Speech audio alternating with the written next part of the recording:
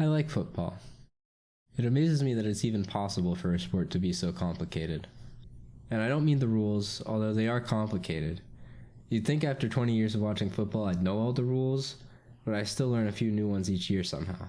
What I really mean, though, are football's tactics. Coaches have spent a century scheming, writing 100-page playbooks in an attempt to outwit each other. That seems pretty tiring for them, so I decided to save them some work. I'm just gonna find the best play in football.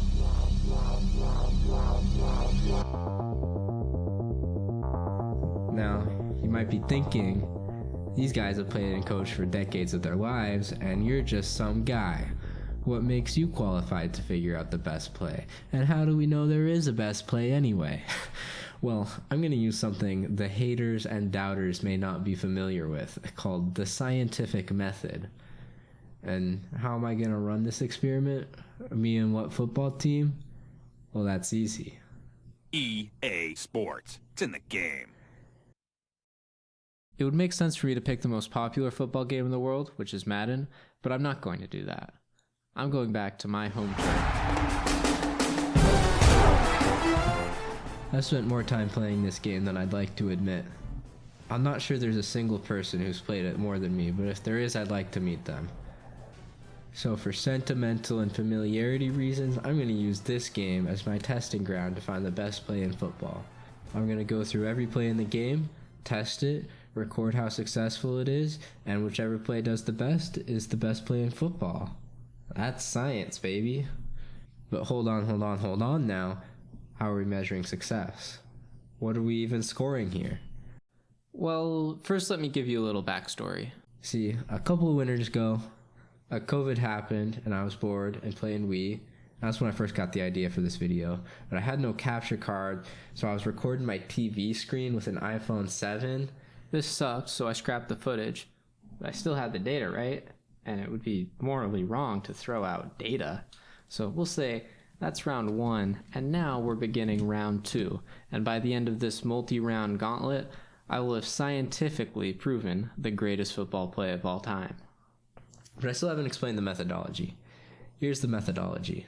I'm running everything in practice mode on Heisman difficulty, so we have a controlled environment. For round 1, which I ran earlier, I played as the Wisconsin Badgers because, I don't know. And with the Badgers, I ran each play 10 times, with the defense selecting a random defensive play each time. Then I added up the points for each time I ran the play, and the points work like this. Each yard you gain is worth 1 point, a touchdown is worth 5 bonus points, and interceptions count as minus 10 points. But in round 2, I'm doing things a little differently. I decided I had it too easy. A truly good play should work even when I'm outmatched. So I'm playing as the Stephen F. Austin Lumberjacks, who are bad, against the Stanford Cardinal, who are okay. And I'm using a new scoring system to shake things up. It's dead simple. You get a point for every yard, and any play that doesn't get at least a yard counts as minus 5. We're looking for consistency here. Okay, that was a lot of explanation, so let's get to an example. I'll start with the very first play in the very first playbook, Dig Smash. For the non-football fans in my audience, here's a quick explanation of how the play works. This guy's the quarterback, and the guy in front of him is the center. The center has the ball. When the center hikes the ball to the quarterback, that's when the play starts. All the guys with arrows are going to run routes. This guy's a wide receiver, and he's going to run forward, then cut back towards the QB. This guy, the running back, is going to run over to the left, and so on for the other guys. The QB wants to throw the ball to one of them. Most of these defensive players, meanwhile, are going to guard them so the ball doesn't get to them, and the rest of the defenders will try to tackle the QB. These 5 guys are offensive linemen, and their job is to block those defenders so the QB has time to throw. On the first attempt, I roll out to the right and throw towards the corner. The defender breaks it up, so I get no yards. That's a dud, which as discussed earlier is worth minus 5 points. But we still have to run it 9 more times. That's called sample size. On the second try, I mix it up and throw it to this guy on a deep crossing route. He makes the catch for 13 yards, which means 13 points for Dig Smash. On the next play, I can't find anyone and get sacked, which is a dud. Then a nice catch for 23 yards, a bad throw to the crosser, a 5-yard gain in the middle, a drop, no gain, and then a nice pass to the crosser for a touchdown, which will go down as 35 points because I started from the 35-yard line. Then to cap things off, another nice pass for 15 yards. So all in all, this works out to 91 yards and 5 duds for a total of 66 points. In round 1, I got 143 yards and a touchdown for 148 points, so this amounts to a total of 214, which is a very solid start. The next play in the playbook is halfback dive. This one is even simpler than the last play. In this one, the quarterback will hand the ball to the halfback, and he's going to run downfield while everyone else blocks for him. On my first attempt, I get tackled quickly for a 2-yard gain, which is 2 points, and then the next one's a dud for -5, and then the next 8 plays go dud, dud, 4 yards, 3 yards, touchdown, 4 yards, dud, and dud. That adds up to 23 points. Round 1 netted just 15 yards total, so halfback dive has a combined score of 38. So it goes. I'm not going to show every play because there are way too many, but I'll show you one more from this formation. It's called PA Strike. It's based on an ingenious idea. What if we pretend to hand off the ball so the defense goes after the running back, but the QB actually keeps it and passes it while they're distracted? As before, the receivers will run the routes shown by the arrows, and I'll try to throw it to them. On the first attempt, I find this wide receiver on a wheel route and connect for a touchdown. Nice, it's 35 points. And on the second play, my finger slips and I throw it to the wrong guy and it's incomplete. Dud. Then I hit the wheel route again for 31 yards, hit a crosser for 14, wheel for 25, got the seam for 25, scramble for 11, wheel for a touchdown, wheel for 21, and seam for 25. PA Strike seemed very promising, racking up 222 yards and only 1 dud for an astonishing 217 points. In round 1, I only got 53 points, but a total of 270 is still formidable. So now all I've got to do is run 10 tries on each play in this playbook, and then the next playbook and the next, and there's a lot of playbooks. So I made a rule that if a play is very similar to one I've done before, I can skip it. There are a lot of near repeat plays like this, so this brings the total from 2,000 or 3,000 plays down to 600, which is still a lot, but much more manageable. Well, let's get to it. I'll share when something interesting happens.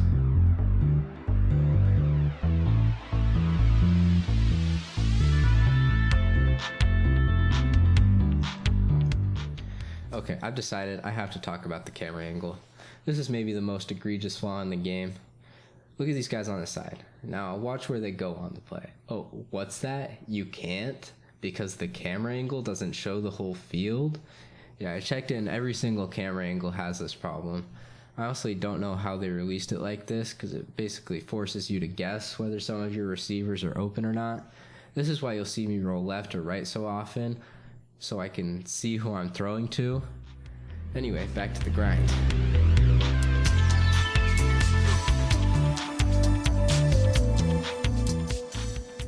This play here, tight end drag, is interesting because sometimes you just get a free touchdown. Reason is, see how no one is on this side of the field? But before the play starts, the running back moves over there, and sometimes the defense just ignores him, and I get to throw it while he's wide open. My team is bad, so sometimes this still doesn't work, but I got a few touchdowns this way. It's not always open though, like on this play.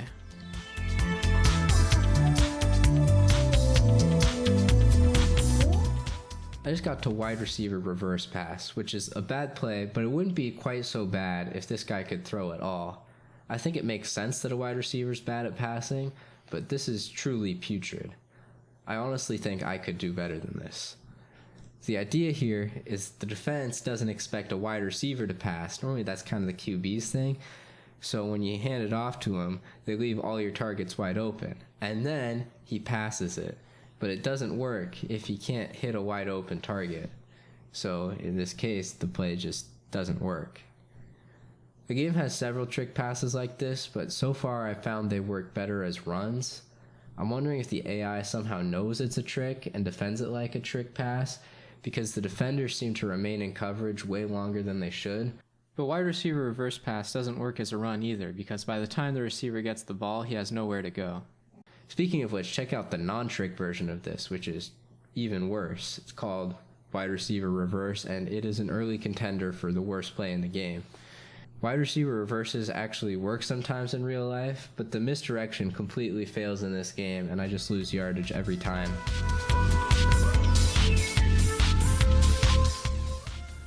One thing I'm learning is that my receivers are very bad at holding on to the ball when they get hit.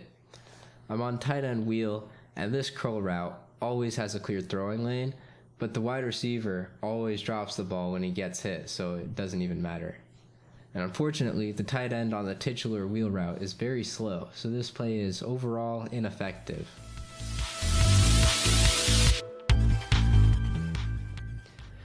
This play is called fullback fake toss, and I don't understand how it's supposed to work.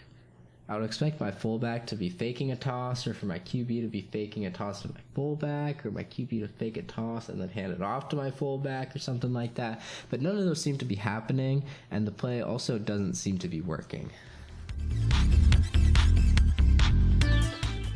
One of the difficulties of play action is that you have no control for a second while you're doing the fake handoff animation, and some animations work differently than others. This one on PA hooks takes a long time, and it sends me much closer to the defensive line than I would like, so a lot of the time I just get sacked as soon as I gain control of my player. This is a bad play.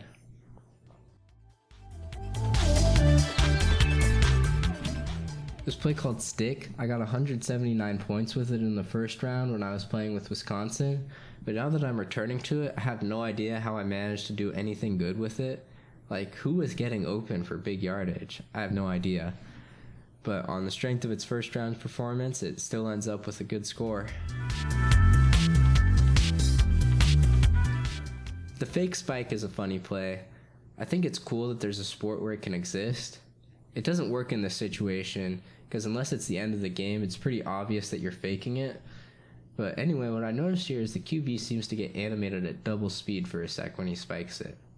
I wonder if anyone's noticed this before.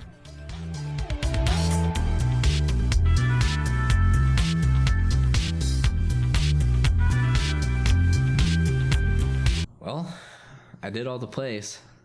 Round 1 and round 2 are both in the books, but does that mean I'm done? Most certainly not.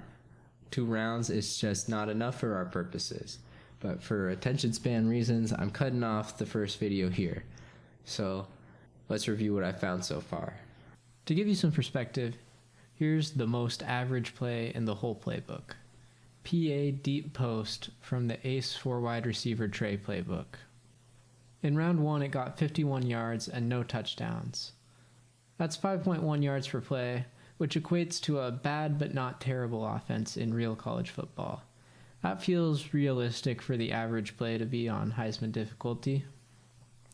In round 2, that play had 6 duds, but the positive plays went for 61 yards, so its combined score between the 2 rounds was 82 points. This is better than the median play, but worse than the mean play. The mean is higher than the median because the best plays were way above average, whereas the bad plays only got so bad. But one play did get really bad, and that was wide receiver reverse, briefly discussed earlier, which finished with the worst total score. It averaged negative 6.9 yards per play in round 1, and it did not pass the line of scrimmage a single time in round 2, for a combined score of a truly horrible negative 119. Run plays generally fared worse than passing plays, but it wasn't so extreme. I broke the plays down further by type, and there wasn't much difference between types, except that delayed runs, also known as draw plays, suck. Normal plays seem to be better than quirky ones in general, except... What's that? Let me zoom in a sec. That's flanker screen. Flanker screen from the shotgun Y trips formation was the best play overall, on the back of a ridiculous 220 points in round 2. I think that play got a little lucky, per se, because it's extremely hit or miss. When it misses, you get somewhere between 3 and negative 3 yards, but when it hits, it's a touchdown machine. The idea of a screen pass is that you throw it to one wide receiver while the other ones next to him block. For some reason, this formation often leads the defense to put too few players on the strong side of the field, which allows an easy path to the end zone when it happens. The second best play I found worked in a similar way. It's called counter lead, and it's an ordinary run play, but in this case, it's the weak side of the formation that's sometimes open. I think you're supposed to run it up the middle as they designed it, but if you bounce the run to the outside, there's often no one really guarding the edge, and then you're home free for a touchdown. The third best play, and the winner of round 1, was angle outs. The number one target on this play by far is this receiver running to the corner. The safety tends to get drawn into the middle by this up receiver, forcing one cornerback to guard both the right and A receivers, leaving a big gap that can allow big completions often. These aren't necessarily the best 3 plays in football, but they're the best for my testing so far. I'll test the top plays further in a later video, which, keep in mind, will take forever to make, but it'll happen eventually, so who knows when you'll see the full results. But by God, I am going to poke and prod at this game far more than it was ever intended to be poked and prodded at. And so begins my quest to find the greatest play in football. Thank you for watching whatever on earth this was. Bye.